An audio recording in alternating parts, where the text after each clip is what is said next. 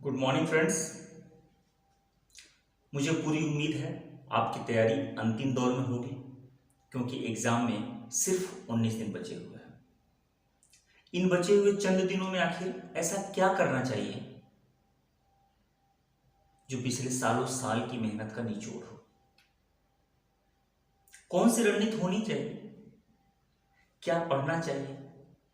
यही कुछ ऐसे चंद सवाल हैं जो आपके दिमाग में घूमते होंगे, और सिर्फ आपके ही नहीं, सबके दिमाग में यही सारे सवाल घूमते होंगे। आखिरी वक्त में एक अजीब सी उलझन हो जाती है। समझ में नहीं आता कि तैयारी पूरी है या अधूरी। इसी उलझन को सुलझाने की एक छोटी सी कोशिश आपके अपने चैनल पीसेस मंथन द्वारा की गई है। 90% लोगों का बस एक ही सवाल कि इन बचे हुए 18-19 दिनों में क्या किया जाए। तो इसके पहले जवाब में मैं भी वही कहूंगा जो बाकी सब कहते हैं। क्या? रिवीजन, रिवीजन, बस रिवीजन। लेकिन जवाब वही पूरा नहीं हुआ है, अभी दूसरा जवाब आना बाकी है। आपने पिछले 1, 2, 3 या 4 साल, जितनी साल भी आपने मेहनत किया है, इन सालों में आपने ढेर सारी किताबें पढ़ डाली होंगी। क्या सबका रिवीजन करना इतना आसान है? आपने हो सकता है 60 नोट्स बनाए, लेकिन सारे सब्जेक्ट के 60 नोट्स, सारे सब्जेक्ट और वो सारे उनके टॉपिक्स के 60 नोट्स की बात कर लिया जाए तो क्या 17-18 दिनों में उनका भी रिवीजन करना इतना आसान है? तो जवाब आएगा नहीं। कहना बड़ा आसान है, मैं भी कह के निकल जाऊंगा कि सिर्फ रिवीजन कीजिए। हमारे जैसे बहुत सारे लोग यही कहते हैं कि रिवीजन कीजिए, लेकिन बड़ा पेचीदा सा सवाल यह है कि किसका रिवीजन किया जाए और कितना रिवीजन किया जाए।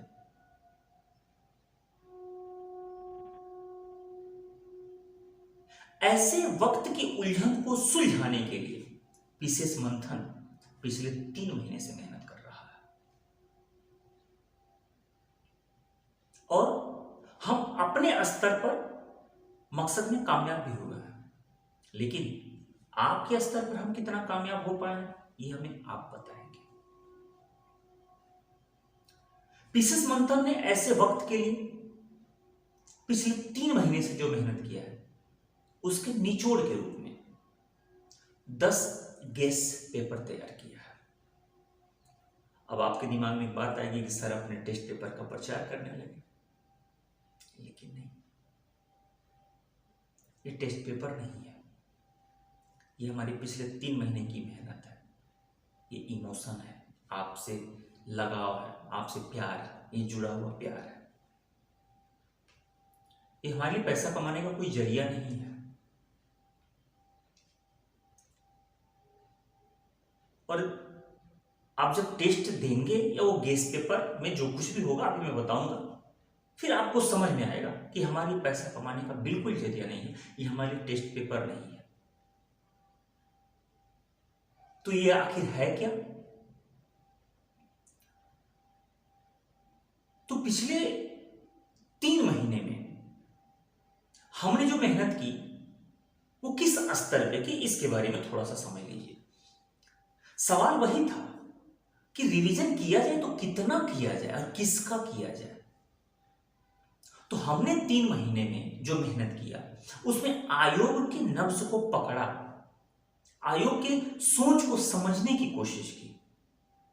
हमने उन टॉपिक्स को खंगाला कि आयोग कहां से प्रश्न बनाता है।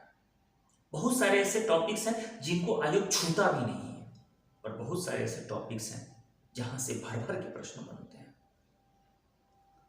बस थोड़े से शब्दों का हेर फेर होता है तो लगता है कि पेपर कठिन आ गया, या पेपर पिछले साल से आसान है, पिछले साल से कठिन है।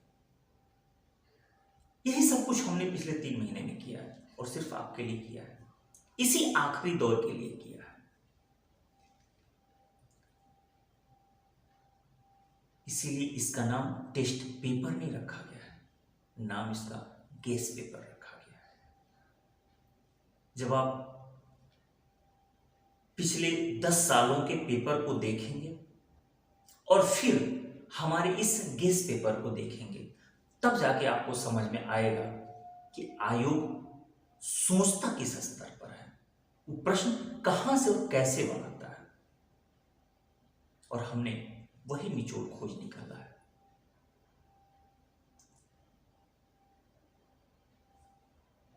10 गेस पेपर जो हमने नाम दिया है 10, 3 हो चुके हैं, 7 होने बाकी हैं। जब आप उसे देंगे तो आपको उसमें हूबहू आयोग के प्रश्नों की झलक दिखाई देगी और साथ ही साथ उन टॉपिक्स की पूरी व्याख्या उसमें मिलेगी आपको। जहां से प्रश्न शब्दों के हेरफेर में बदल जाते हैं तो लोगों को लगता है कि ये कहां से प्रश्न आ गया। आपको करना यही है कि आप पिछले 10 साल के पेपर को एक नजर देखिएगा, उसकी व्याख्या पढ़िएगा, फिर हमारे गेस पेपर को देखिएगा, कि आयोग के स्तर को आप समझ जाएंगे। और फिर जब हमारा गेस पेपर आप देखेंगे तो उसमें आपको वो टॉपिक्स प्रोवाइड कराए गए हैं जिन टॉपिक्स को आपका को रिवीजन करना है। बात हमारी वहीं से शुरू हुई थी कि रिवीजन कितना और किसका किया जाए, ये इसीलिए लाया गया है और आपके लिए लाया है। और यकीन मानिए, आप सिर्फ उतना व्याख्या और उस टॉपिक्स को रिवीजन कर ले, आपके पास भी मेंटर होगा। मैं टॉपिक्स आपको गेस पेपर के माध्यम से प्रोवाइड करा दे रहा हूं। आप सिर्फ इतनी मेहनत कर लीजिए, यकीन मानिए, मैं भरोसा दिलाता हूं, इस बार का पीसीएस प्रीलिम्स का रिजल्ट आपके हाथ में